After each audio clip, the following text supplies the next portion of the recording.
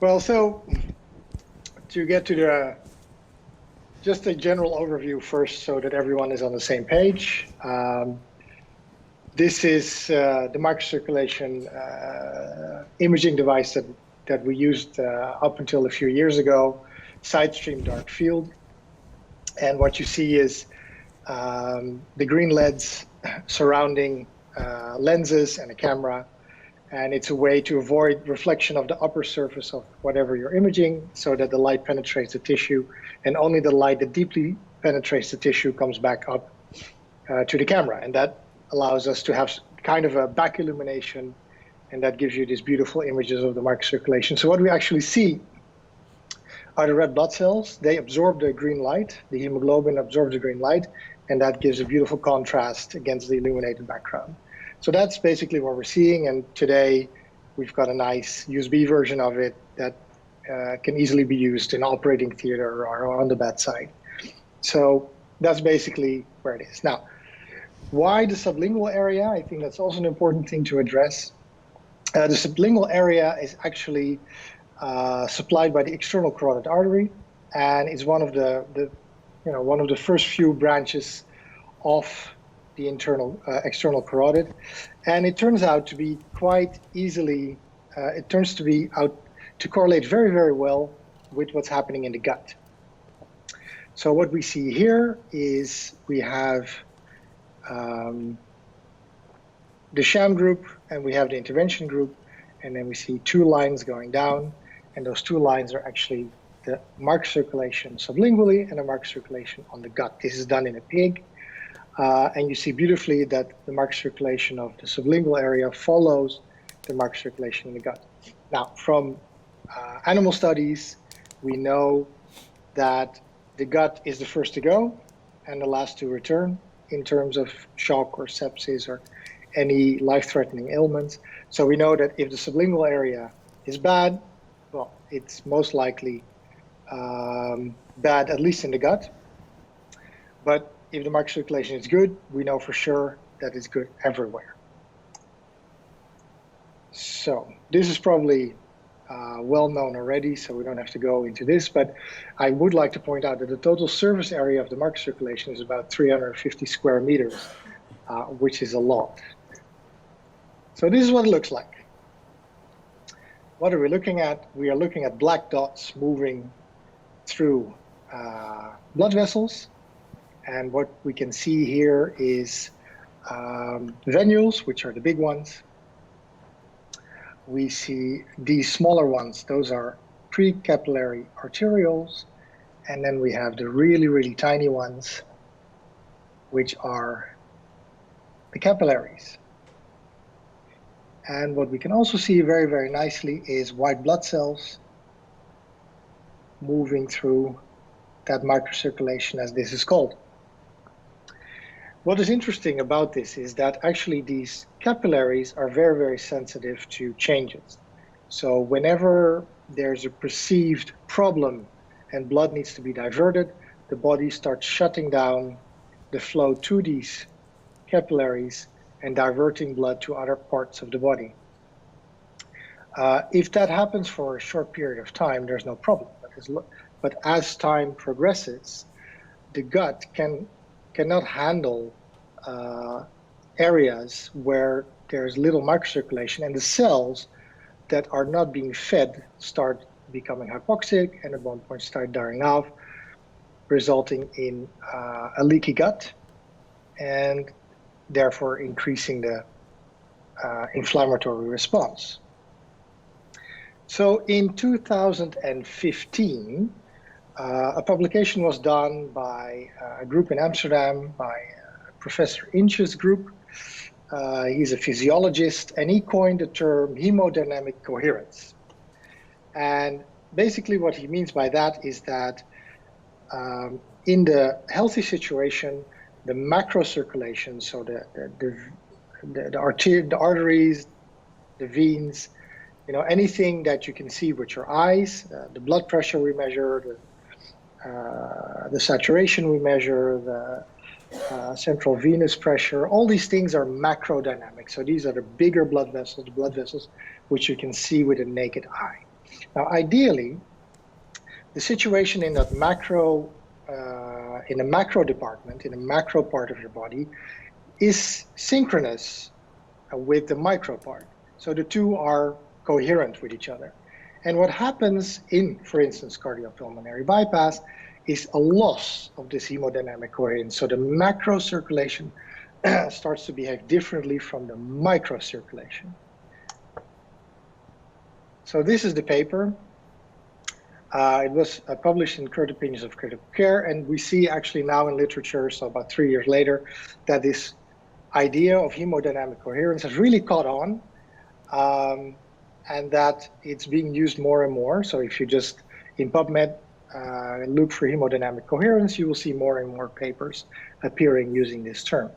But basically the idea is that normally when you try to give fluids to a patient, you will ideally check the preload dependency, so you will do a passive leg raising, or you will give a fluid challenge. Of course, I fully realize that, you know, most of the time that is not done and fluids are just started, but let's say in the ideal case. And then you will have you will start loading your fluid until you see that there's no more fluid dependency, and then we'll say, okay, the patient is hemodynamically stable. But interestingly enough, that could lead to still capillaries being shut down from the microcirculation, being shunted by the arterioles, because there are not enough red blood cells to go around. So what we see is that as you load fluids into the system, hemodeletion occurs. So there is per volume of plasma, there are less red blood cells, and that causes parts of the microcirculation to be completely bypassed. On the other side of the spectrum, when you don't have enough fluid, hypovolemia, parts of the microcirculation are also shut down, which leads to, because there's not enough blood to go around. And the ideal fluid volume would be where the fluid and the number of red blood cells are balanced in such a way that the body thinks, okay, I can open up this microcirculation and give all the cells the right amount of oxygen and offload the right amount of CO2. And this is what we see very nicely in this study here, where you have a group. So they studied two groups, basically a group where the microcirculation was impaired and a group where the microcirculation was not impaired. So the dark gray boxes are not impaired. And we see that if you give a fluid challenge, the non-impaired group actually doesn't do anything. And the non-impaired group, actually the microcirculation improved, and that was accompanied by a reduction in the number of clinical signs. So oxygen saturation, lactate, heart rate, SVO2, all these things improved, whereas where the microcirculation showed no improvement, these patients did not show an improvement in clinical signs. So here we see that actually an optimum fluid balance is very, very important for maintaining a good state in the patient. And this is another study that shows it from a slightly different angle. They looked at the central venous pressure in these patients, and they found that you can look at the central venous pressure as the drain in the shower or the drain in the bathtub.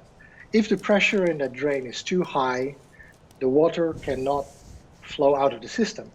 So here in this case, the central venous pressure, if it's too high, the microcirculation cannot offload its contents into the venular compartment, and thus the flow stops. And that's exactly what they found. They found if the central venous pressure is too high, the flow stops in the microcirculation or becomes very, very low. So that brings us to how does it look? Well, this is, for instance, a patient with a high CVP, and you see here that some vessels have flow, but the majority of them have no flow at all. So the capillaries cannot offload, and the whole system just shuts down. If you then look at, for instance, a patient that has a low blood volume, you see actually that the bigger vessels, their flow is relatively preserved, but you see whole parts, these black dots here, are actually capillaries in which there is no flow. Here you see also quite a few. Here you see a capillary that has flow, but it's surrounded by complete areas of no flow. So this is actually a shunting of the capillaries in favor of the larger blood vessels, presumably to preserve central mean arterial pressure, or the pressure in the arterial compartment. Here we have another part. So this patient has been resuscitated, has been loaded up with fluids, and what we see here actually that parts of the circulation are doing pretty well here on the top right of the image, but here in the bottom left of the image you see complete shutdown of the microcirculation. So here we see that the body actually makes a choice. It makes a choice to shut down parts of the microcirculation and keep other parts open in response to a perceived problem. And here we see a patient that is adequately loaded with fluids. You see that the flow is rather high. So that is actually very interesting. We're not sure yet if this has any clinical significance, but we see that, okay, with proper clinical intervention, this microcirculation restores. You see parts, they're actually not flowing yet, and here's on the middle part, but on the whole, this patient will do much, much better than the previous ones. And this is a very interesting image. This is a properly resuscitated patient, but the flow is so high that the camera almost cannot capture it. And we're not quite sure if this has any clinical significance, like the previous patient, but I would like to show it because in cardiopulmonary bypass, you might see this image after a while when the patient comes back to the ICU. So now, to the central question. What happens to the microcirculation when you go on the cardiopulmonary bypass? So this is a study done in the Netherlands, actually. And what they found was that if you put the patients on cardiopulmonary bypass, you will see a impaired microcirculation. So here is after induction of the patient, and the black part is the part of the microcirculation that is impaired. And the white part is the part that is preserved. Interestingly enough, on cardiopulmonary bypass, T2, you will see that almost 50%, or well, actually 50% of the microcirculation is impaired. Then, after arrival on the ICU, it drops down to normal levels. And as they get the temperature back up, you will see that the preservative effect of the cooling has passed, and you will see actually that this patient is suffering from unimpaired microcirculation, which is dangerously close to levels where you need to do something. So this is about 70%, which is below the cutoff of 80%, which we usually maintain. And then a few years later, we have this study from Canada. And they did something similar, but they compared off pump, which is the OP line, the blue line, and with on pump cardiopulmonary bypass, which is the red line. And what we see here is very, very interesting. When they are on the pump, actually the microcirculation is better in the on pump group than in the off pump group. But once the first grafts are being made, so the first graft is 3, second graft is 4, third graft is 5, you see actually that the microcirculation improves, shoots up in the off pump and continues to decrease in the on pump.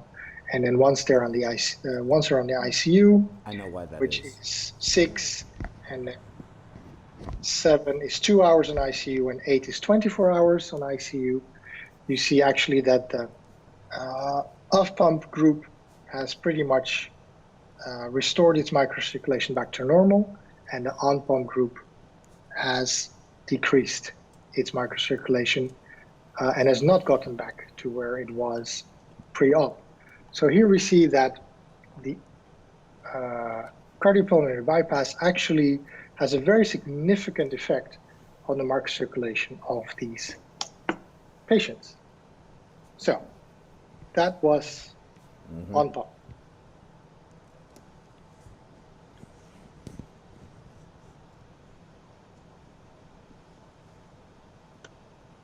Any questions or comments? Oh, we have a whole bunch, but we're going to wait until you get through all of this. Well, I was thinking that. So you want to go back? Okay, then let's. Okay, that's fine. Tammy, you want to go first? Because I've got several really important questions that I want to answer. Yeah, I have two so far. So when you were talking about in the beginning about why you do the lingual area and it's correlates to the gut, and you were saying that a small amount of time with impaired or stopped microcirculation is okay. What is that amount of time? Are we talking about a few minutes, half an hour? What would be acceptable as not shutting down the microcirculation for just a small period of time? Well, we know that 24 hours is definitely too long. Okay. So it's probably some hours, not just minutes. Yeah, not minutes, probably hours. I would say 3 hours, 4 hours, still okay.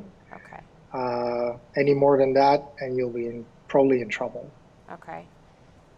And then my second question was about the 2008 study that was published in Thoracic CV Surgery. Why do the microcirculation after they're off pump and arrive in ICU, why does it continue to go down? If they should be already warm and at a good temperature, I was just curious why it didn't start increasing there. Well, actually, it increased almost to normal. So if you see the white part is almost back to what it was after induction. Oh, I see. So it actually okay, I was improves reading a lot. that wrong. Okay, great. All right, that's it. But later, you on see the there ICU. In the ICU over time, I think that's what her question is. Yeah, that's my question. What caused that degradation? Yeah, so that's a very good question. So the study does not answer that, but they postulated maybe due to vasopressors or fluids or some kind of intervention that was done on the ICU that caused that deterioration in microcirculation. So maybe it wasn't even something systematic in the patient. Maybe it was intervention by the physicians that caused this, but they don't know for sure. Okay. All right. That's what I was wondering, if it was possibly due to drugs or fluid overload because these patients are, not having a mean arterial pressure that they want. And okay. Yeah. All right. Thank you. See it all the time. Probably. The patient gets to the ICU and it's a fire drill, and something happens, the pressure goes down, and they immediately turn on the levo-fed or whatever else they're going to do. So I mean, we see that a lot. Brianna? I have one question. Back when we were speaking about hemodilution, you mentioned that capillary shunting can occur because of the decrease in circulating red blood cells, and I was just wondering if there was like a reference point or something where we can look out for while we're in the OR, like something to help us recognize this may be occurring, or will we just find out like after the patient leaves the OR? Yeah, so as far as I know, there are no real parameters you can look at to figure this out. Okay. And I'm assuming each patient is going to be unique in the sense that one person may have a significant microcirculatory change, negative change at a hematocrit of 36, and another person might not until they reach a hematocrit of 30. I mean, I guess we just really don't know that. Okay. We don't know that. Yeah, exactly. Did you have another There's question? tremendous individual variation in this. Did you have anything else? No. No. Can you go to that slide that showed the blood going through the microcirculation very rapidly after there was resuscitation? I think it was your last video. Yeah, the hyperdynamic The one. hyperdynamic one. Yeah. Yep, this one. Yeah, that one right there. Yeah. So, of course, I'm just trying to, I'm trying to imagine that the patient was resuscitated. And do you ever see a hyperemic response in the microcirculation like we do when they do a coronary, for example? And they measure the coronary blood flow, and they'll occlude it, and then when they release it and it first starts flowing, you get this very high flow, but then it trails off. Is that something that you might think would be happening here? It could. We don't know. Okay. And then It could. if you go to your first slide on CPB, that one there, first slide, yes. Okay, yeah, we addressed that already, so you had the same question I had. So go to the second, CPB on pump versus off pump. Oh, yeah. Okay, so what I think happened there, and of course this is, how many cases is evaluated here? Was this was 32 so 16, patients? 16. 16 and 16. So what I'm thinking is they did their first graft, which was either a OM or a circ or something like that. They pulled the heart up, and you had a decrease in overall perfusion, but then they put the heart down to readjust it to do another graft, and that's why you see the improvement at that point in time, because we see that all the time. Right. That's what we think Probably. happened. Yeah. Most likely, yeah. And it's positional to Absolutely. the heart and affecting the perfusion. Whereas on pump, of course, you're going on and you're not manipulating the heart. You're not, because anesthesia is always giving a lot of voodoo juice and fluids and everything else to accommodate that first off pump graft, because they're pulling the heart over so much. That's what I think anyway. Okay, thanks, Doc. Next section. Yes, so to pulse or not to pulse, that is, of course, the question. Yes, we know. We know. So from a microcirculation perspective, it's actually pretty clear. So this is a study done, I think also in the Netherlands, if I'm not mistaken. They looked at 33 patients, I think 16 and 15 or 16 and 17, something like that. And you looked at pulsatile and non-pulsatile.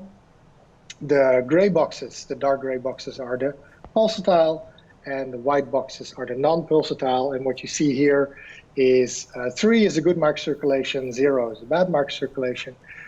2 is, well, not too great, but you'll live. And what we see here is actually a steady decrease on non-pulsatile of the microcirculation, and a pretty much steadying or slight increase of the microcirculation on pulsatile perfusion. So from this, it's pretty clear that from a microcirculation perspective, you're better off with a pulsatile system. Well, and the second study... Go ahead, I'm sorry. Oh, that's okay. Second study done also, again, in Canada, shows similar things. They did not have a nice graph, so I just added the pictures. But basically, they found the same thing, that the pulsatility had a much better effect on the microcirculation than non-pulsatility. And they have tables with their results, but yeah, that doesn't come across nicely on a PowerPoint. So, but pretty much the same result.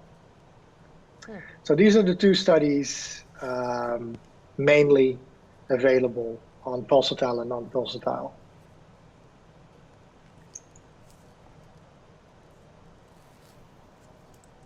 Any questions about those? Yes, absolutely. Yes, I have a question. Go ahead. Okay, were roller pumps used on both of these? I see that Yeah. it was used on the second one. This is one is a centrifugal pump, Okay, and the second one is a roller pump. okay. Well, you have completely ruined everything that I have always believed, that pulsatile perfusion on cardiopulmonary bypass with that artificially created, if you want to call it a pulse, was of absolutely no value. I never believed it had any value at all, and you know that. I mean, that's why I made sure to ask if it was used with a centrifugal or a roller head. But both. Both. Right. Right. So clearly, I've learned something here today. But with that said, also, how is this going to impact, on a sort of a broader perspective, how is this going to impact the total artificial heart market, which has almost entirely shifted from a pulsatile pump to a continuous flow pump? Well, in all honesty, even though this is quite a dramatic result, we do know that if this continues longer, the body starts adapting. Okay. So okay. there is a period of adaptation. Yeah. Okay. Yeah. So I don't know exactly how long that is. This is more mainly animal studies. But we do see that after a few days, the body starts adapting and normal flow patterns start returning. Very good. I have a couple of questions from our online audience.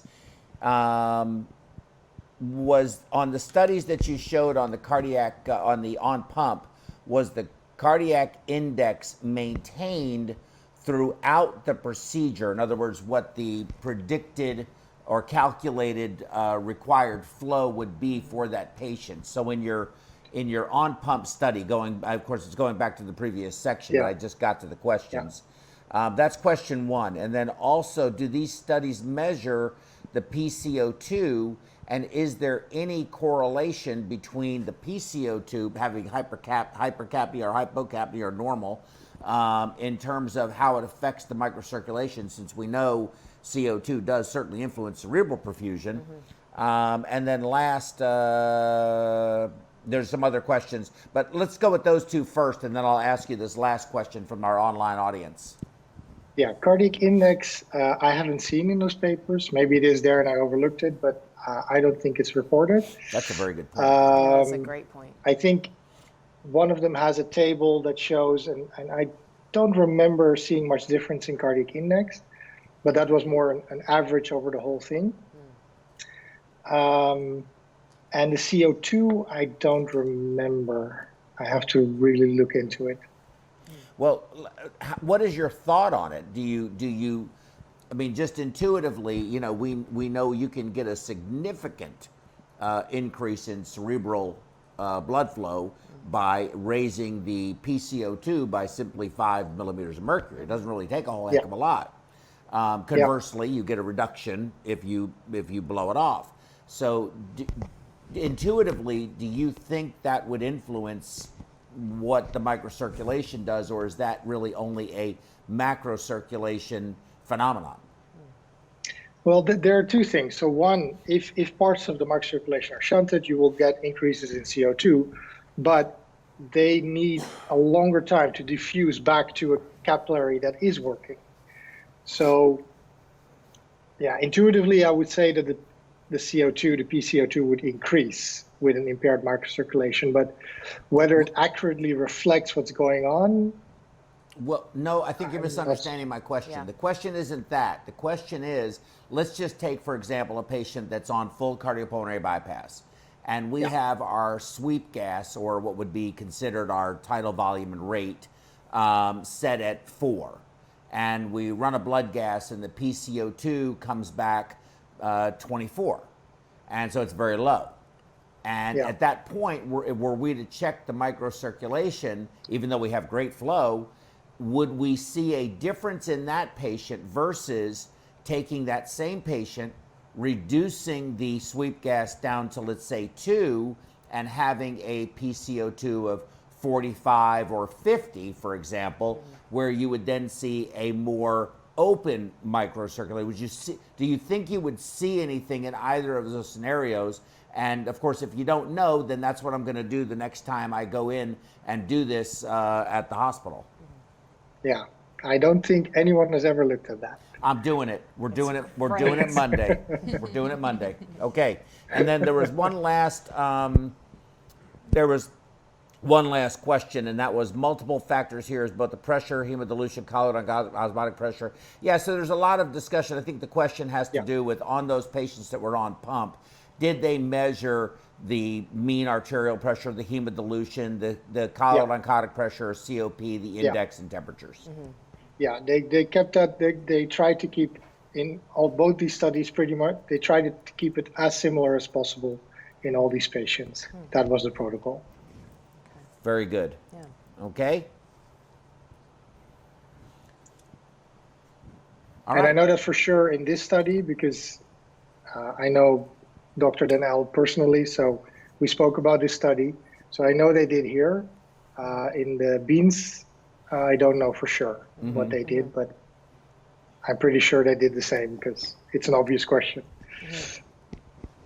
So this was Pulsatile. So now the other section in the program was, okay, how to wean the patient off the cardiopulmonary bypass. Now there are no studies investigating that, as far as I know. But we can maybe look at ECMO to see if there are any parallels in that whole process. So this is a very nice study done also in the Netherlands. And we see here that if you reduce the flow to 50%, you have basically two groups. So one group where the microcirculation is pretty much preserved, which is the left chart, and then on the right chart we have you reduce the flow to 50% and it just collapses. And this gives you an indication of, okay, maybe this patient is not ready to be weaned off. I would say that's really sort of predictive, and I would not think so. I don't, intuitively, if I were to see something like that, I would not be encouraged to continue. Yeah, exactly. So that's one. So we don't know whether this also goes for cardiopulmonary bypass, but I think there probably is a similar dynamic going on. And here we have another study, which is a larger study, but in Taiwan. So, you know, we may look at it a bit more critically, but pretty much the same thing. What they did was they looked at survival in these patients with cardiogenic shock. And they looked at, okay, if the microcirculation remained good, which is the blue ones, those are the survivors, and the green ones are the non-survivors. And you see that in each case, when the in the case of the survivors, the microcirculation either restored or remained relatively well, so close to, in this case, the PPV chart 100%. And we see here that with the non-survivors, you actually see a slightly downwards curve. You can recognize it a little bit in numbers, slight downwards curve in those patients that will eventually die. Now the question is, then what do you do? And that is something still under investigation. I think the what do you do question in this case is very intensively studied at the moment. People are really wondering, like, okay, is there a way we can prevent this from happening? But at the moment, we don't have an answer to that yet. But again, I think if you have a patient that is on cardiopulmonary bypass and you shut the system off, it's good to just look at the microcirculation and get a feel for, okay, what is it doing, and should we keep this patient on a little bit longer, maybe tweak a few other things before we try to completely let this patient go to the ICU. But that is something I think for you, Joe, to figure out in the coming months or years. Yeah, decades. Hopefully I'll live to 100 and I'll have the time. So those are the two studies from ECMO that are quite recent and that we know say something about weaning the patient off. And I think this study in particular was really, really eye-opening for a lot of people. Mm-hmm. So that's the weaning off part. Should we ask a question now about this particular? Yes, please. Okay, I just have one quick question. When you're talking about reducing the flow to 50% to check the microcirculation to see if they're possibly ready to be weaned off ECMO, what's the recovery time once you increase the flow again if you determine that they're not ready? How much are we impairing the microcirculation?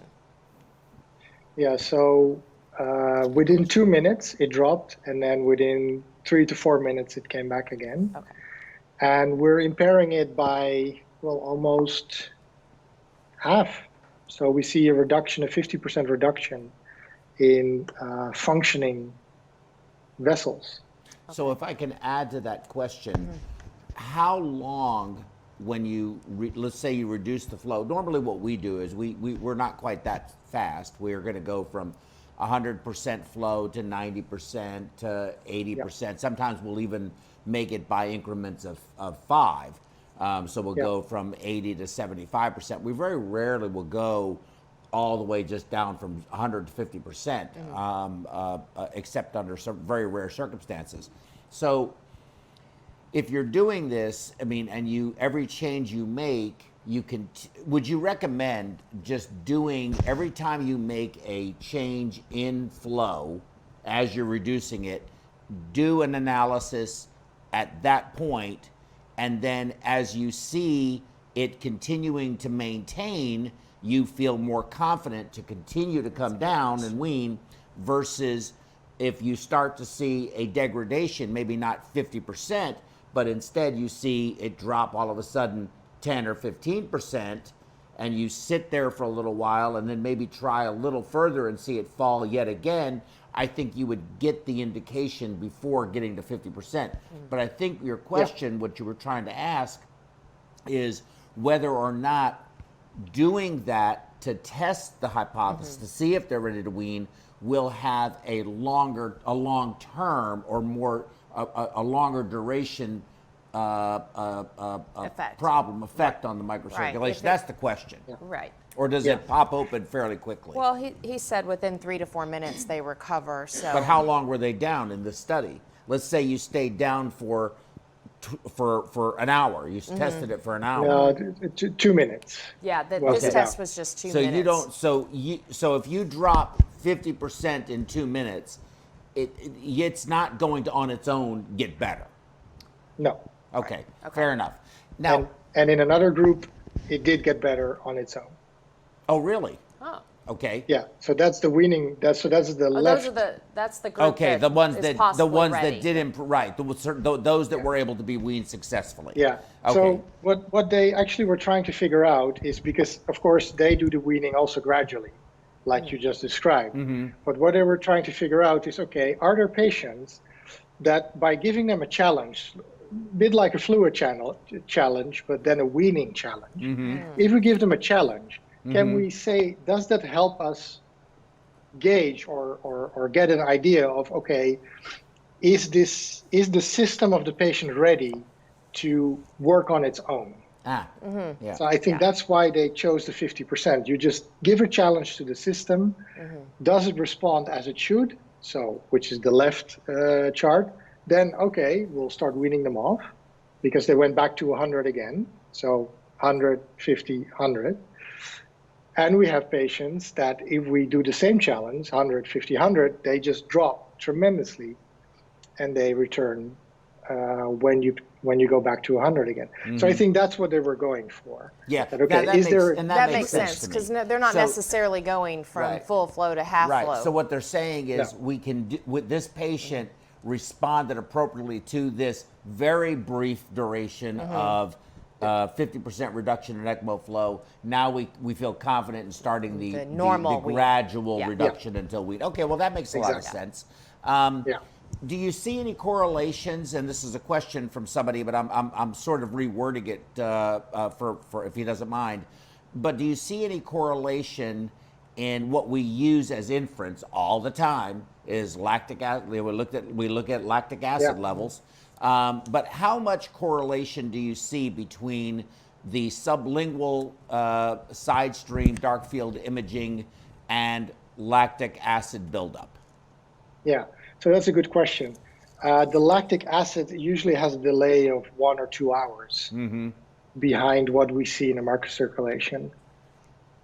So it correlates, but later in the process. Very good. Yeah, that makes sense too. Well, I was having this conversation with somebody the other day in the hospital, and I said, we use a lot of information that we infer other things from all of the time. But every single one of these things has a delay, and then we only check them every so often. So you don't get an immediate, anything.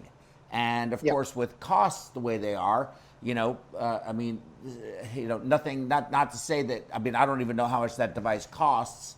I was grateful. I'm still grateful, and I'll never be able to repay you for you letting me play with it, but it's costing zero, except for probably the cost of the disposable probes. Laboratory testing now is extremely expensive, not to mention, and then you have to worry about, taking blood out of your patients. How many times do we have transfusions associated through laboratory testing, So those are all serious concerns. Well, especially on ECMO. Usually we're only doing lactate maybe once a day if we're lucky. Right. And so it's extremely delayed, and by the time we're getting the result, it could have been normal today, but by the time you do yours tomorrow, it's not normal. Right, then it's 7. Right. And everybody's wondering why this patient is crumping. Right. Yeah. Very good point. Exactly. Okay, did you have any more slides? That's it. Okay, good. Well, I'm going to throw up my slides if we can, if you guys would be so kind. And then I'm going to show you some videos, but I have only a very few slides. And so this is that doctorate thesis I was telling you about. And, I found this and started reading it. And I have not read it critically nor completely, but I've glanced through it and picked out some things that I thought were very relevant and I think are going to bolster what you just got through saying. So let's see, next slide. So this is basically what this thesis looked at, and you can look through all of them, but they address everything from changes in microcirculatory perfusion and oxygenation during on and off pump cardiac surgery. Microcirculatory perfusion is preserved during off pump but not on pump, which is what you just said.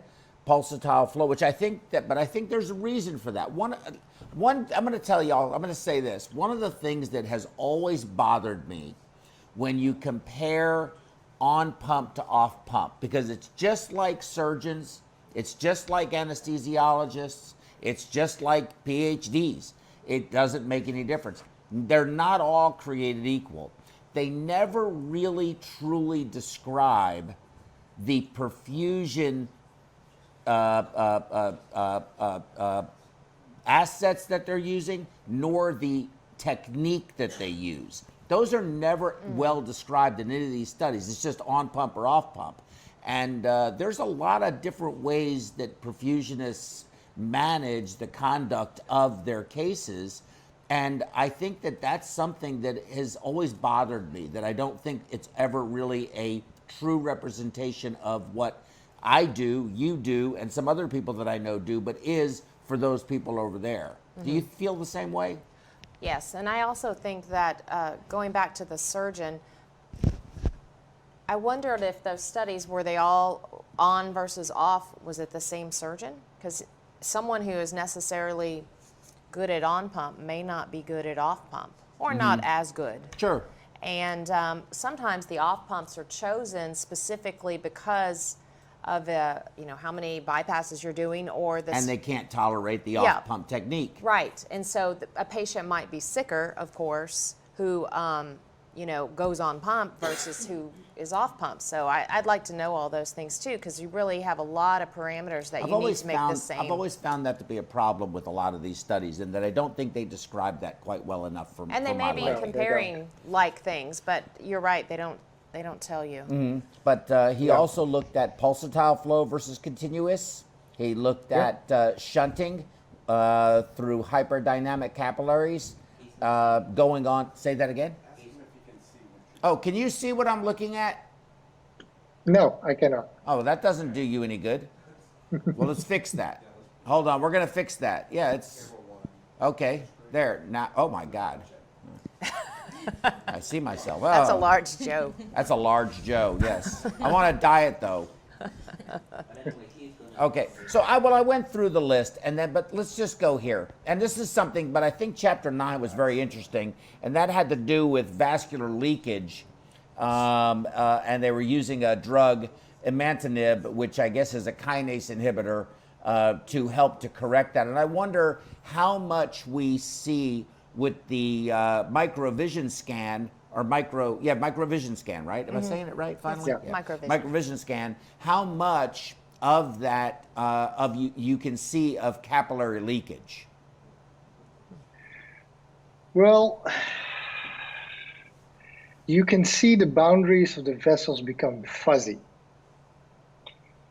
So you can see it with your eyes, but so far we have not found a way to objectify that with an algorithm. Mm-hmm. Well, you're fixing to see exactly what you're talking about when I show you these videos.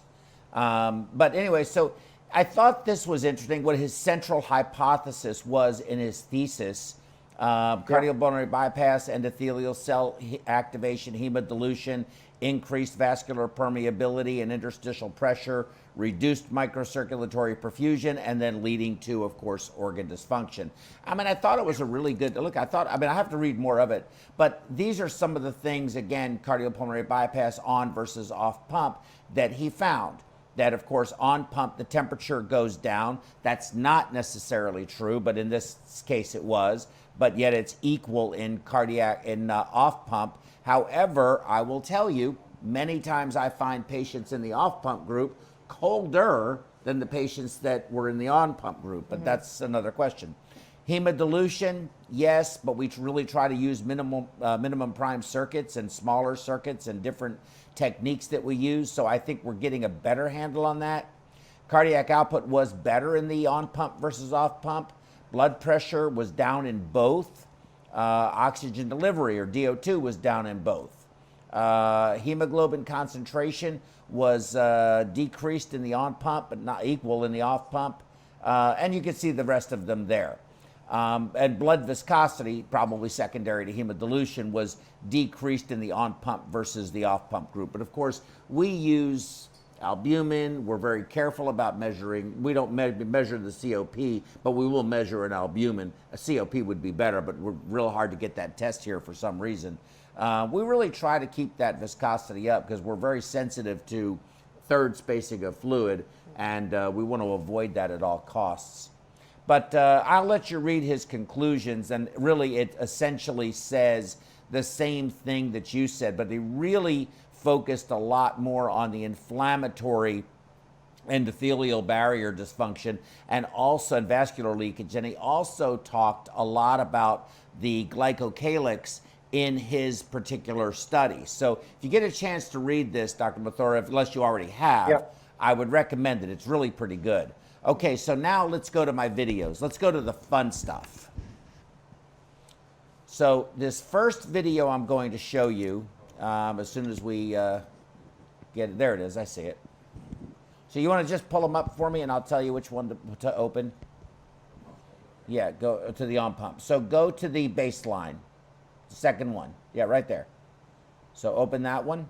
Okay, now, before we click start this thing, keep in mind, I'm an inexperienced operator, all right?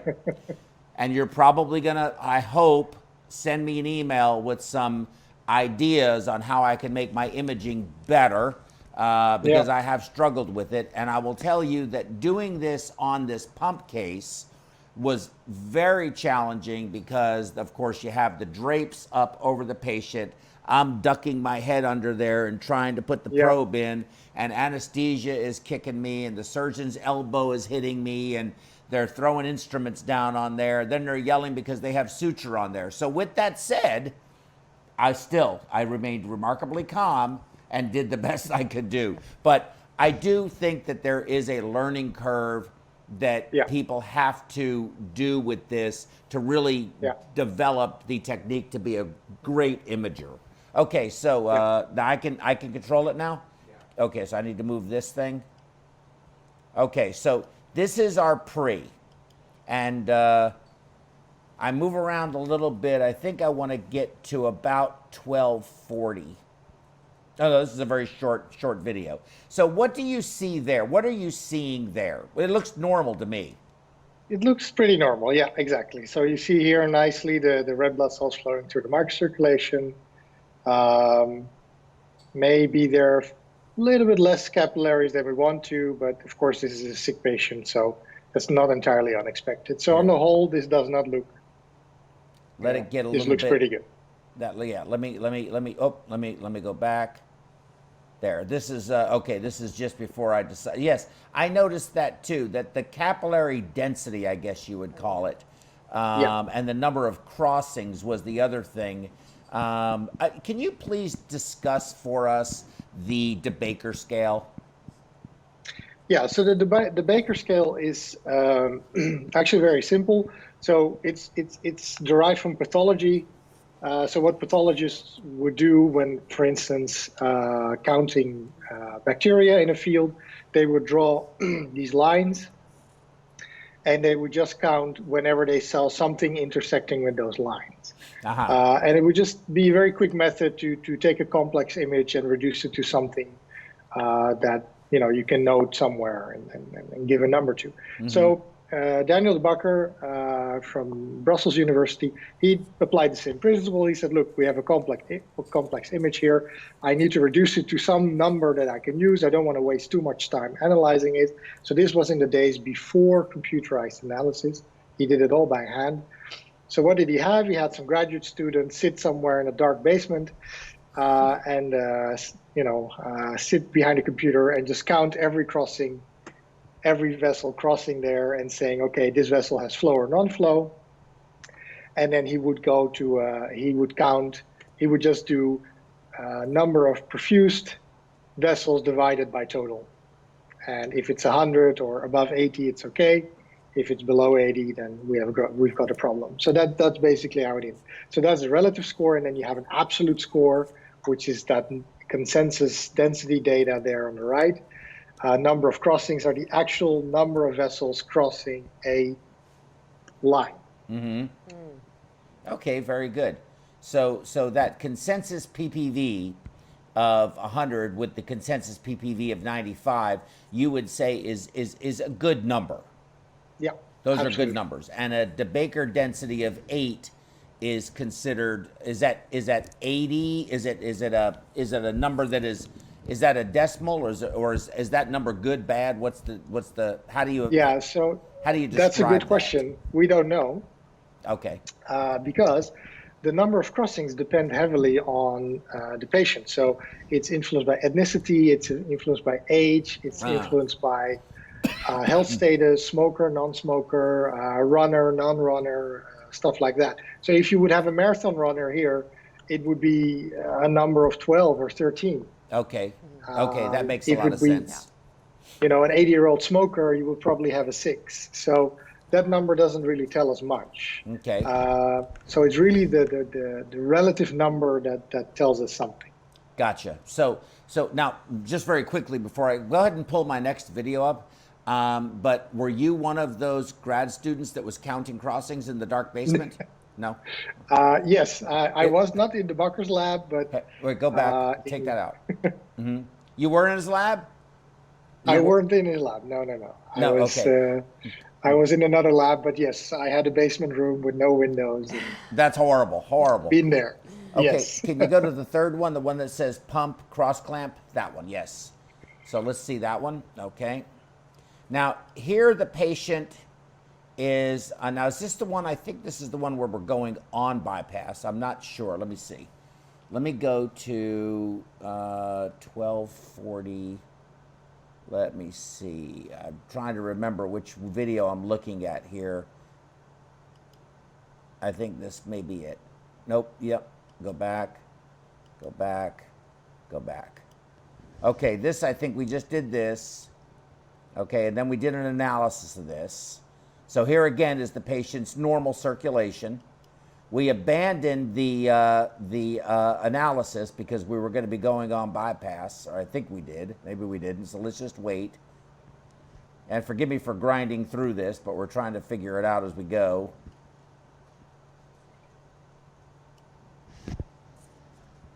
Yeah, there you go. Okay, so you see from opening the chest and taking the mammary down, you saw, oh, gosh dog it. Yeah. Let me go back So to the that. small was around 85, if I'm not mistaken. There it is right there. Yeah, 86. 86. So there's already been a change. Now we're not on bypass yet. This was still pre-pump, but they had taken the mammary down. The patient had been under anesthesia for probably about 40 minutes. They had harvested a couple of veins from the legs. There certainly has been some trauma. Of course, they've had a sternotomy, and that's going to create some kind of process in and of itself. Now we'll go ahead and put the patient on pump. And I'll move a little forward. And it was, for me, it was frightening to watch, actually. Let me see if, let me come back a little bit. Let me not go so fast forward. 850, is it? 6, 7. Let me go, I'm getting up there. All right. There we go. Now I think this is where we go on pump. And watch what happens.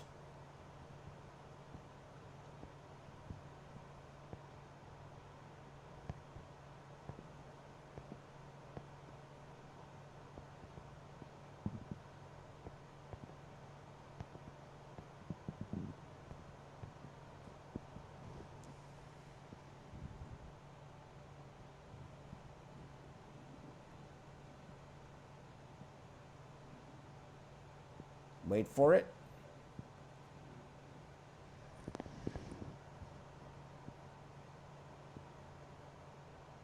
And I think that's it. We're on pump.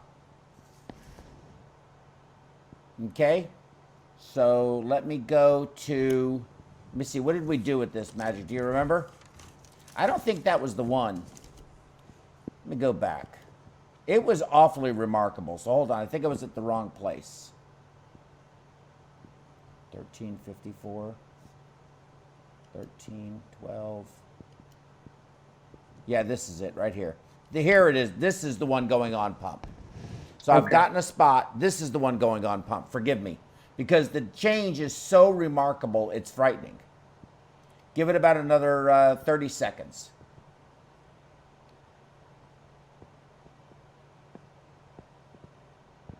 But it seems to me that there's a lot of, of course, the reflectivity. Are we seeing a white cell invasion here, or is that just some kind of, and when you see these various capillaries with flow, now look at it going away. Look at it. Yeah. That's when we went on pump right there. It's quite dramatic, yeah. That is amazing. And then I let it run for a little while, and I was having a hard time holding this camera steady. You can see I'm a little out of focus, but every once in a while it comes back. But you can see now we're up to full flow.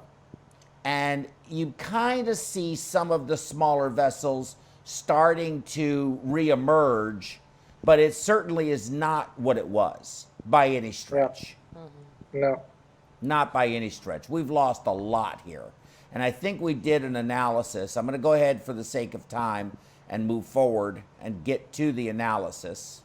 There it is right there. So interestingly enough, look, 96%. Oh. Yeah. Now the Baker score went down, but yet this was there. But yet my eyes tell me that there weren't as many red blood cells present in those vessels. Yeah. And I think so there you see a bit of the weakness of the system. And I think we need to give you a different version of the software, because the vessels that were detected had flow. Yes, understood, exactly. Okay, let's go to another one. Let's go to the one that says, let's go ahead to the pulse flow. Yeah. So what we would do here is actually, so that number is not in this version of the software, is that you look at the length of the vessels, and then you will see a decrease, and then you can normalize that Yes. PPV against the total number, and then you. So you're telling me that Zahid cheated me? He gypped me on my free device? Yeah. Zahid the cheaper. Yeah. I can't even say it. Jipper. That's it, Jipper. Okay, so here we are. Let's see. I need to go to 850. 850.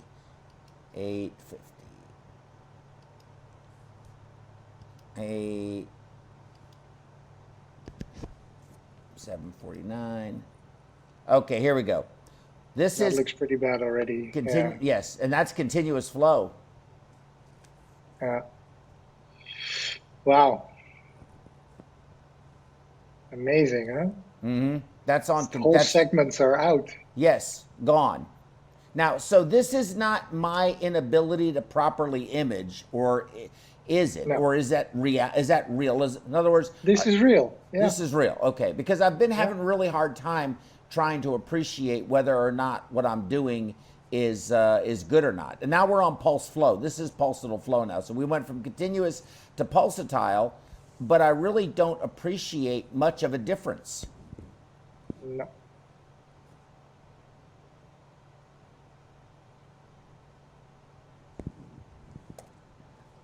I found that interesting. I didn't appreciate it in this case. And remember, this is an N of 1. So we have to do this on more cases. Okay, let's go to another one. So this is go to the post pump. So this is what the patient looked like when we came off bypass. No, the bottom one, the last one. Yeah. So that was from a different video. We kept don't worry about that 22. That was not real. But this is when we're coming off bypass, 15 minutes post pump. That was the last one, was 15 minutes post pump. So this is actually, go back to the one previous. I'm sorry. You were right to start with.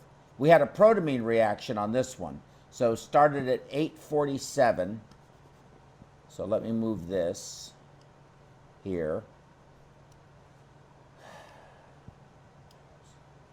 And let me advance to about 8:47.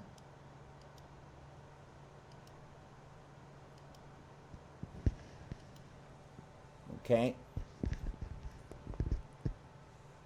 So here we are. This is at 8:40. In 10 seconds, we'll start weaning off bypass. Okay.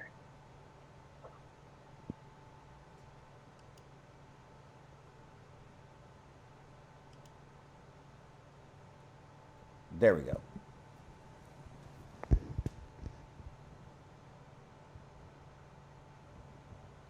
Why is it stopping? Is it my video, or is it just the video of the camera, the computer locking up? It's still counting down if you look at your camera. It's going. You can kind of see where he's coming down on the flow and filling the heart and trying to do his maneuvers. And you can watch it kind of disappearing and then speeding up again.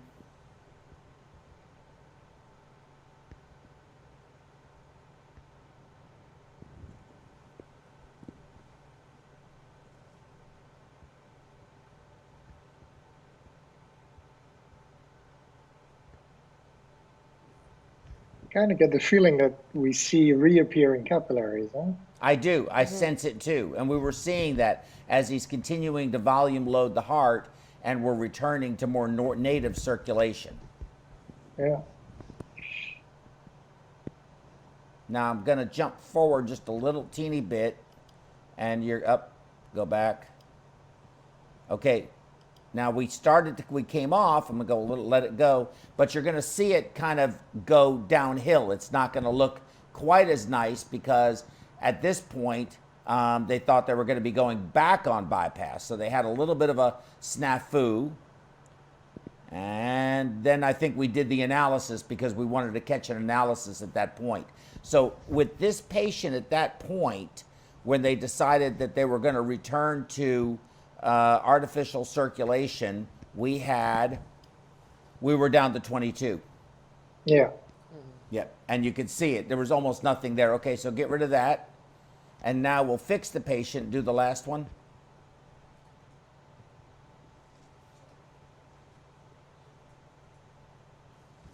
Okay. Let me move this thing.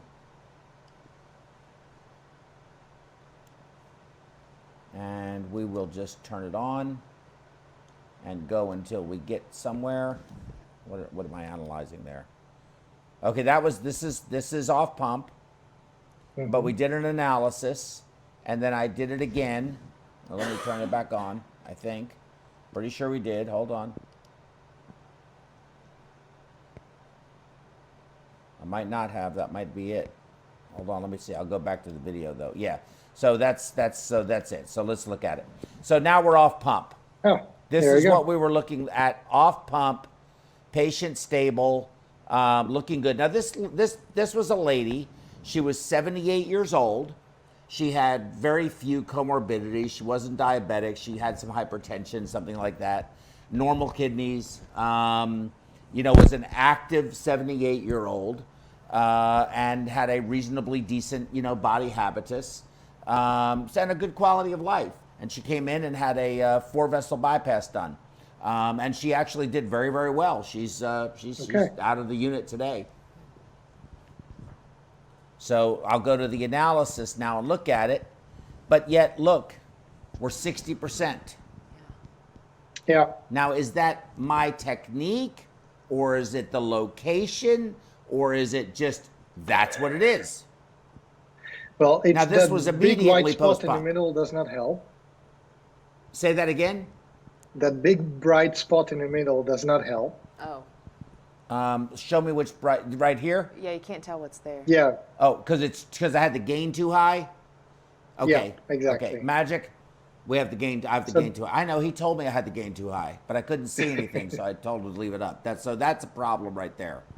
Yeah, Okay. because it basically floods everything, and then you see that the other vessels, then flow detection becomes a bit of a problem because we need a certain amount of contrast to detect the flow. Gotcha. Okay. Fair enough. So that's why it's so low. Okay. Now let's close this. Now for the exciting part, and not that wasn't exciting enough. Go to our ECMO patient. Now this really interesting patient, 43-year-old police officer, was at Hospital X. Had at one time an arterial PO2 of 30. Got it all the way up to 42. People were high-fiving on this. Got him transferred to us, and when he got to the room, somehow I managed to get some images of what was happening with this guy. He was intubated on the vent, 100% FiO2, saturation was 72%, and he had his heart rate was about 110. And he, but other than being intubated, that was it. He wasn't, and they gave him sedation. So he was sedated as well. But he was also on Levophed, Neo, Epi, and vasopressin. All of them. So now let's take a look and see what this looked like. And I'm just going to let this run. Now, I might have to jump around a little bit because it took me a while to get an image. And again, we were just recording these off of the computer itself, not through the software. And that's why those files I sent you were so big. So here I am trying to find something. Yeah. Okay. And I see that happens to me a lot, Dr. Mathura, where I find I can't get the probe to hold still. It's moving, but I don't know. I'm not moving, but it seems to be moving. And I can't. Yeah, the tissue is moving underneath the probe. Oh, that's what it is? Okay. Yeah. So here, take a look at this. How does that, well, let me move this thing, I'm sorry. How does that look? Yeah. Yeah, so that's okay, but you're quite close to the base of the tongue, so you need to move a bit Okay. more closer to the front teeth. So I think I do. So let me see. Okay. So I'm too close to the base of the tongue. How could you tell that? What'd you say? Because then you see these loopy structures. The loopy structure. Okay, so these loopy structures means I'm too close to the base of the tongue. So you're saying, Magic, what are you saying? Go back to the beginning? Yeah, he Okay. says it's better image there. Better imaging in the beginning, okay. Let's let this play. Okay, let's let that play. So now I know what those loopy things are. I'm too close to the base of the tongue. But I'm still too close to the base of the tongue. So there it is. And that white stuff is just dried out saliva. So sometimes you just need to clean the bottom of the mouth. Yeah, I with learned some that safe too. I as well. learned that. I learned that this morning. You'll see that this morning's images are a lot better. So so let's see what happens. Let's just be patient and see where my probe ends up wandering to. Yeah. Well, sometimes it's just the easiest to just let it Well, run. keep in mind, they're also in the middle of trying to resuscitate this guy. So Yeah, I exactly. I was lucky to get an arm in there and just sort of guide it in and do the best I could do. So I didn't have the most ideal scenario. Okay, nothing to see there. So let's get out of that. So let's go to the pre, right? No, the ECMO. Yeah, pre. Go to pre. I did it again. That's why we looked at the wrong one. No, everybody, I hope you enjoyed the wrong one. Okay. We learned what the loopy things are. Well, yes. You know what? I'm glad we did because I learned what the loopy things mean now. That's exactly Yes. right. Okay, this one, they had gotten the patient. Still, we're not on ECMO, but they got the patient more stable, and I had a little bit better opportunity. There you go. Now, what do you see? Yes. We're in serious trouble. You can see how slow it is in the venules you were talking about. And this, I'm assuming, are capillaries that are just simply not getting perfused. Look, you see a little movement right there. Yeah. And then I think I kind of wandered around in a spitball for a minute or two. Look at that. You're missing all kinds of stuff. So hold on. I'll move it forward just a little bit. There's another. Look at that. There's nothing. I'll go. Wow. I think I'll go forward a little bit more here. It starts to get really good here. Okay, there you go. That's a really. That seems to me like a good image. Or are these loopy things also still the tongue? Now this is fine. Yeah. This is So real. You will see loops all the time because that's how they're structured. But closer to the front teeth, then they become a bit more stretched out. Gotcha. So let's look at this analysis if we can.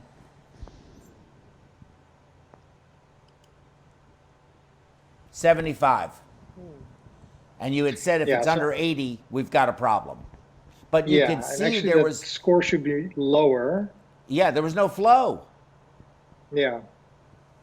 So, Okay. But I think because of the movement and the bubble, I think because you can see the edge of that bubble, that kind of spoils the whole thing. I think Sure. he's saying that it's artificially elevated. Yes, I agree. Yeah. Okay, so let's get rid of that. Let's go to the let's see. Well, let's look at another. Let's look at another pre. Look at this one. Okay. So again, I needed to suction him out. I think I finally did. But here, look at the. It's not a great view. Let me see if I can find a better view. Okay, now, when I was asking you about the cells, is this just saliva, glop, or is this is saliva with blood in it. saliva? Okay, saliva with blood. Okay. So these are just loose red blood cells floating on top of. So he's bleeding.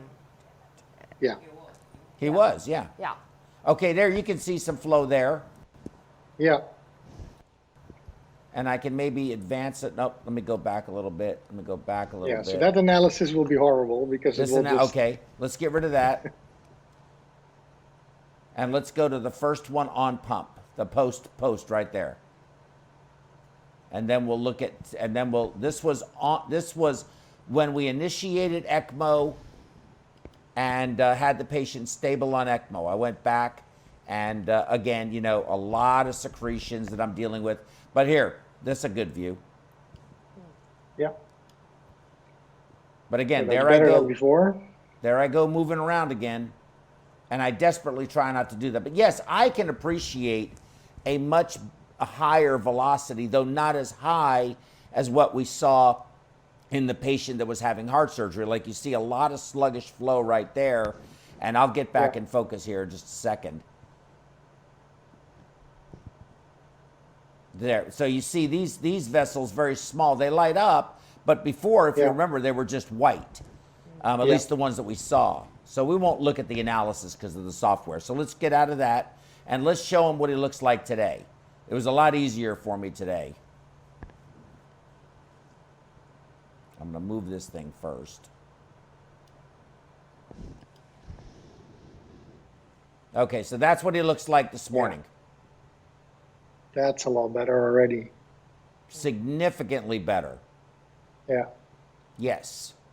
Now, this is a veno-venous ECMO. This is not veno-arterial. So his cardiac function was really essentially normal. In fact, it was hyperdynamic at the time that we were doing this because he was in the condition he was in. But he was hypoxic. And then we'll get out of that trash in a minute. There we go. I'll find another spot.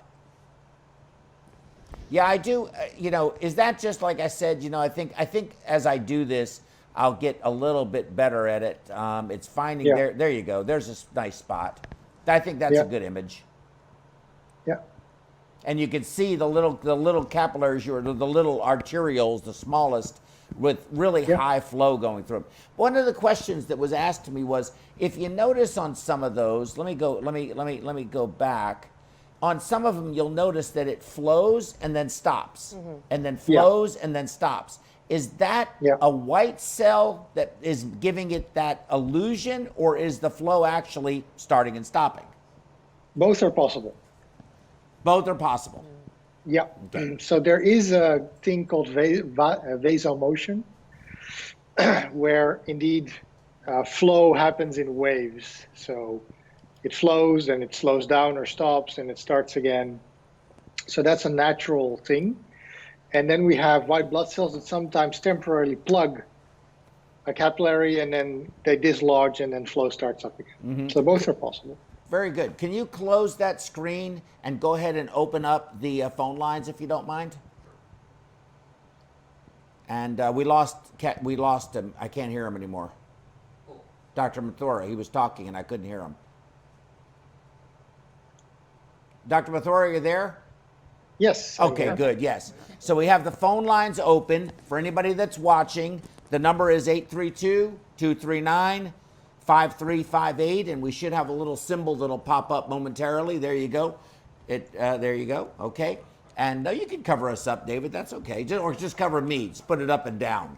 And there's the number. So while we're talking, why don't you guys have any questions or anything like that? What did you think of these images? What do you think of this technology as a whole? Do you see it as having clinical value in your all's practices?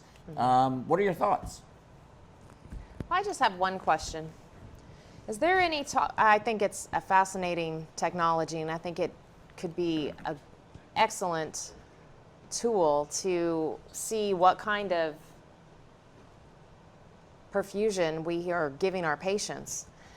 So I wondered is there any talk of a development of some kind of disposable device that can be affixed to the patient's tongue or mouth so that it could be a continuous reading, and that we could really, watch, for this particular patient, our hematocrit's too low, or we're not doing what we're supposed to be doing with the ECMO, we need to make some vent adjustments, etc. Yes. Yes. Wow, brilliant question. You just explained our whole 2 years of top secret development, but yes. That's classic. Yeah. Well, I think it's an excellent technology, but realistically, we're not going to be able to have someone on, you know, continuous cases holding that probe in there. So I wondered if that's kind of a direction that you think is worthwhile, because I do. Yeah. Clearly. No, it is, and it's definitely on the top of our list. We're working on it very hard. But as you can see,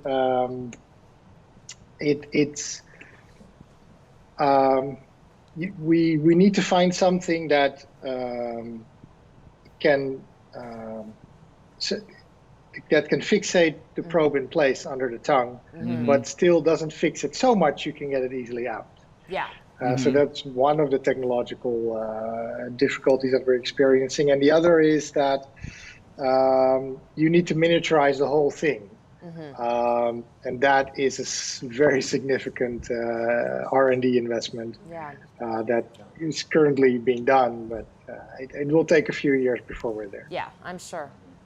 Well, we really appreciate you letting us see this in person. It's really fascinating. I'm waiting for John Ingram to call. He said he was going to call in. He's been asking me if we were going to open the phone line soon. So they are open. I even texted him that the phone lines are open. He read it at 14:20, 1 minute ago. So hopefully he'll call in and there's not a problem. There he is. He's calling right now.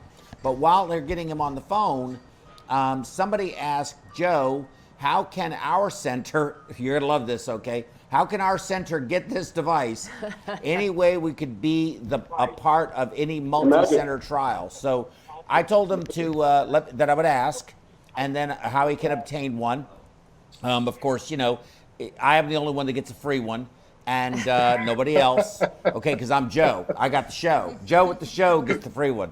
But I also told him to give me a call so that him and I could possibly talk about collaborating together. I could go where he is and use the device on some of his patients, and then he can take that information and do with what he wants to do with it. So 2 things. Cool. One, hopefully I could get you a sale of the device, which will help go towards my discount later on.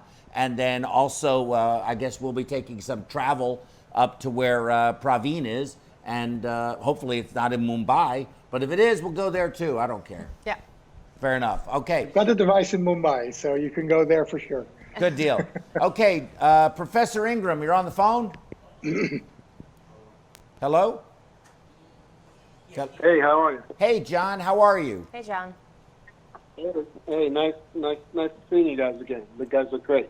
Likewise. I wish you were here. Can you hear me okay? Yes, we wish you were here. Yeah, me too. Good day for me because it's my day off, actually. Good. So what'd you think? Yeah, fascinating. Great talk. And I've seen Dr. Mathura's talk before. I have a few things, if you don't mind. I want to go back just sort of to the beginning of your lecture for the first question. I think it was the circulation coherence, part 1 there. You showed a slide. It was a little bit hard to see exactly. I want to say it was showing where you were able to correct the lactate and maybe even the base excess on the macrocirculation, but on the microcirculation, the images did not show improvement. Is that correct? Did I see that right? Yeah. So.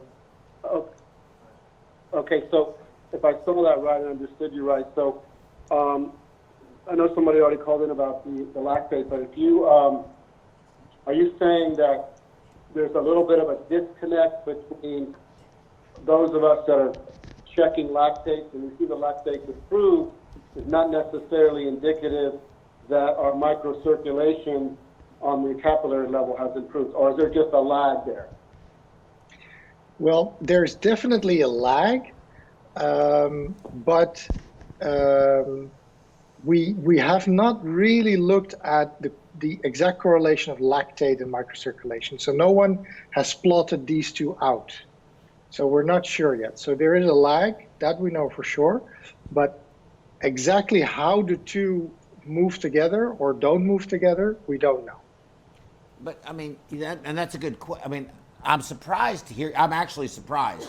Again, I've already learned something else today, which I'm not 100% convinced. Okay, just because the study said that about the pulsatile flow. But with that said, I mean, does it not stand to reason that if you have a capillary bed that is gone from 100%, we'll say, to 60%, and you have fewer capillaries, so you're going to have tissue that is not being oxygenated, it's going to be anaerobic, and you're going to have lactic acid buildup. I mean, isn't it sort of intuitive? I think the delay may be the interesting part, and how long is that delay actually going to be, and then how long, you know, from restoration do you clear it? But I mean, I think we kind of know how fast you clear lactate. Well, don't you think the delay probably has something to do with that acceptable time period that the microcirculation has been interrupted? He's already said that. And whether the injury is reversible. Right. Yeah. So Yeah. was it too long enough to have the lactate built up, or was it Yeah. in that time frame that Yeah, where they could good point. recover? Okay, that's a good point. Exactly. Yeah. Yeah. Well, So those are the questions. Well, Yeah. if I can interject something, there's two different ways to look at it. If you have a high lactate and then you see that you've made some changes and your microcirculation improves, then there's going to be some time that it takes for you to see the lactate improve. I guess what I was asking about is if you see, because that seemed like from your slide, you were able to correct the lactate and your blood gases, your lactate corrected, but your microcirculation did not correct. Was that something you see? No, so that is something we aren't for sure. We do see those numbers improve, but whether they correct back to normal, so in some patients you do, in other patients you do not, and we don't know exactly why. Mm-hmm. Well, and John, I think you bring up a very good point, and I think that this goes to my perspective on the value of this technology, is that we do cases, you know, and we manage patients in the ICU, and again, we use labs that are done intermittently that take a while to get returned to us. All the while, we've made changes while we're waiting for those labs, and then they come back, and we infer a lot of information from it, which is how we've done things for a very long time. But I think that having something that you can take a snapshot in that moment, anytime you want to see what the health of the microcirculation is going to give you some good guidance in terms of, you know, it's really, really, really bad, and we want a blood pressure of 80, but if we, hold on, what's up? I can't hear you. John is knocking something. Oh, John, stop knocking. They told me you're knocking your phone. But if you and I lost my train of thought. So you have. I think you were going with snapshot, right? Right. If they want a certain pressure, but maybe they're increasing the pressors, and then you look at the microcirculation. Right. Is that where you were going? So the thing we're trying to do that we think is benefiting the patient is the very thing that is hurting the patient. That a blood pressure of 50 may not be that bad if you have good microcirculatory flow. And I think that it's going to be a sea change in what types of pressures we're willing to accept secondary to that. Flow is going to become much more important. I think that's always been something that I've believed, that pressure is important. You need a good perfusion pressure to drive it, but where is that threshold? And it's going to be different on every patient depending on age and a whole variety of other factors, comorbidities. But having something you can look and say, I see a very healthy, well-perfused microcirculation here, but our blood pressure is 52. Why do I want to go up on the Levofed? Why? If everything is working well and you're not developing a lactic acidosis. Yeah. So, and that's exactly the point. And we also see that you have patients with high lactate that have microcirculatory alterations, and you see patients with high lactates that don't. Well, that could be those hyperdynamic, high velocity, no time to offload or uptake. Exactly. And that's a septic. So that would be a septic patient. It could be, yeah. It could be a sepsis. So right now that question is still out there. John? Yeah, I think you hit right on what my first question was. If you have a patient whose lactates are, let's say, improved or are actually good, and you have a poor microcirculation looking on your probe, what that tells me is that there's a whole wealth of understanding that we have not tapped into.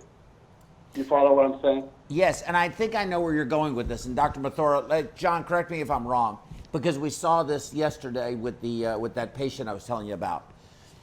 We didn't see a bump in his lactate for almost 8 hours, Wow. but then it really climbed.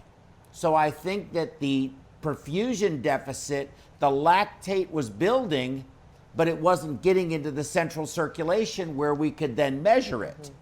So that was so everybody's like, well, the lactate's not going up. It's going Exactly. to. And it did, and it went up significantly. Right, that's the exact thing that I was told when I had that patient immediately after, was I had him draw a lactate and it came back normal, and they're like, well, it's normal. And I'm like, no, that's just telling you where we are right now. That's why I wanted it now, because we're going to draw one later. We need a baseline, right? Yeah. That was a good thought. And it's going to be high. Right.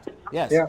And so I think that's very important. And I think too, washout. I mean, I think we all know that phenomenon. But at the end of the day, imaging. If you look at what's going to happen in the 21st century with medicine, it's going to be imaging. And we simply we are so, I still think, very far behind where we need to be.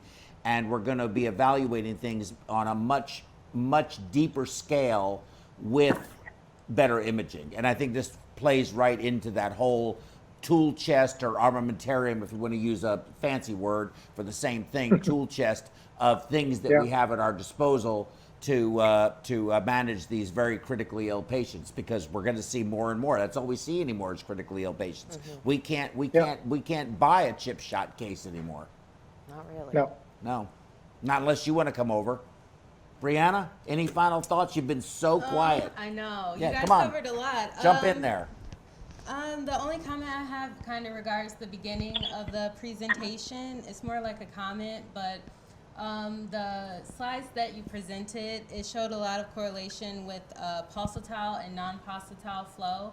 And I just always thought of or learned that capillary shunting was always more so related to the length of CPB time, or The what? Say that again. The CPB? cardio. the length of pump time. The length of pump time was contributory to what? To capillary shunting. Capillary shunting, okay. Yes, and hemodilution, but the presentation that you focused on more so related to flow. So I was just wondering, do you think that's a stronger correlation? Because we never really focused on that, because certain programs are only have tools for pulsatile or non-pulsatile. So we mainly focused on what the perfusionist can do, like hemodilution and that type of aspect. So I was just wondering, like, the stronger correlation, if you had a preference or. Well, I would keep the correlation on a number of capillaries perfused. So how many capillaries do you see, and how many of those have good flow? And that number you see steadily decrease as the perfusion is on the pump. Goes on. And whether it's pulsatile or non-pulsatile, that number drops regardless, but it drops more with non-pulsatile than with pulsatile. So that's basically it. And there definitely is a relationship between length of the case, which is what you were asking. Yes. And so the longer the pump, you're on the heart-lung machine, the less good it is for you. Yeah. Exactly. You do realize that we're all perfusionists up here, right? This is what we do for a living. You know. Yes. Yeah. Not helping your cause. All right. John, did you have any further thoughts? Yeah, I have two quick things if you have time. Can you speak a little bit to the use of neosynephrine and what you see with this good device? question. And secondly, where is the exact proper ideal location of the probe? If you pick the exact, because if you have a baseline and then later you treat the patient, you come back, don't you want to be in that exact same spot? So is it exactly a sublingual in between, middle, between the teeth and the back of the tongue? Is it more close to the teeth? Would you describe that a little bit for me? Yeah, so to start with the last one, we usually recommend 3 measurements. So one on the side, one on the other side, one in the middle. And take the average of those 3, because NS1 is usually, it could be a fluke, you could have a probe wrongly positioned, all kinds of things. So because we cannot find the exact same spot back again, you have to play a game of averages. So that's the answer of the question. The first one, did you say norepinephrine? No, just phenylephrine. Phenylephrine, neosynephrine. Neosynephrine. Yeah, It's just an alpha. yeah, but not all alphas are created equal, which is, of course, what the pharmaceutical industry desperately wants us to believe. But on a microcirculation level, that actually is true. So we see different responses with phenylephrine and norepinephrine.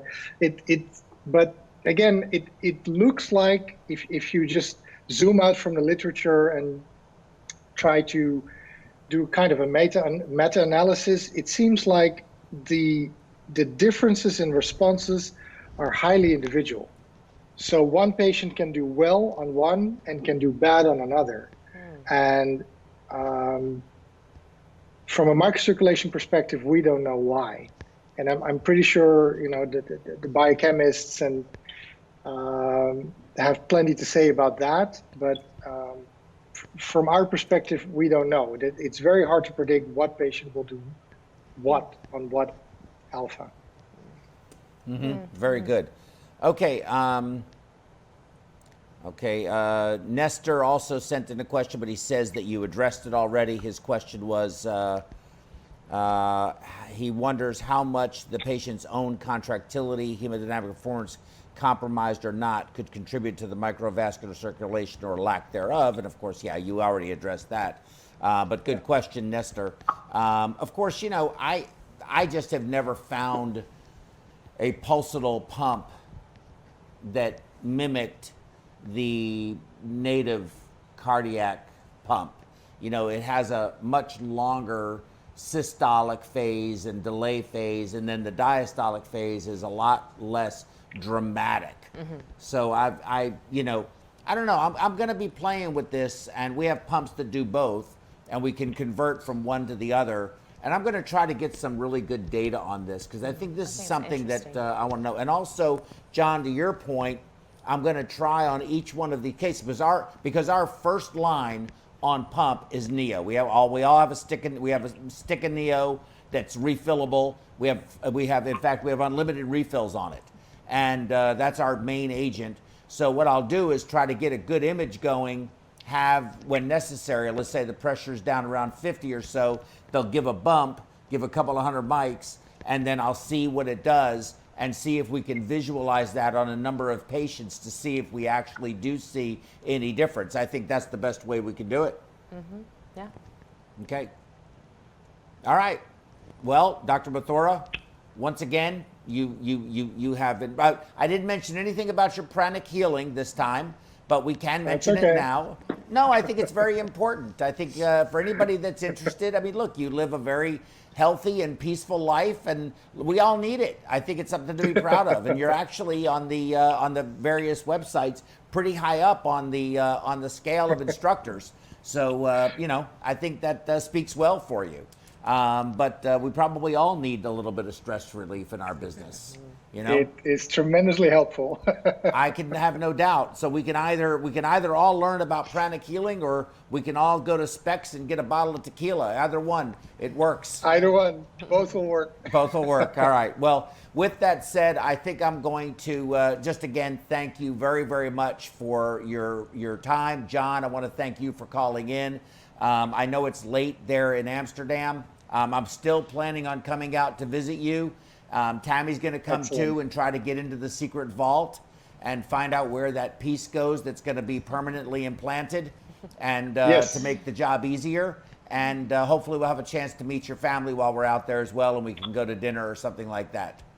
But thank you again for everything. Thank you so much. If you can send me an email based on Sure. the images you saw of Yeah. what I can do to improve my technique, it would really it would mean a lot to me if you could do that. Yeah. And any suggestions of things you would like to see that maybe you're not having an opportunity to get anywhere else. Because John, he works in a place that has 7 to 10 ECMOs going 24/7, 365 days a year. And where we are, we have a whole variety of different cases and patients that we get involved with. So, you know, I'm in Houston, you know, that's a big city. So please don't hesitate to, one, give me some suggestions and on improving my technique, and two, anything you would like to maybe see so that we can at least accommodate that portion of this. For sure. Okay, ladies? Thank you so Thank much. you. It's a Thank you. wonderful Thank you very much for presentation, and having we me. appreciate it. Thanks, Dr. Mathura. Best you. to you. And happy holidays. you. Merry Christmas, Happy New Happy Year. holiday. Bye-bye, For sir. sure.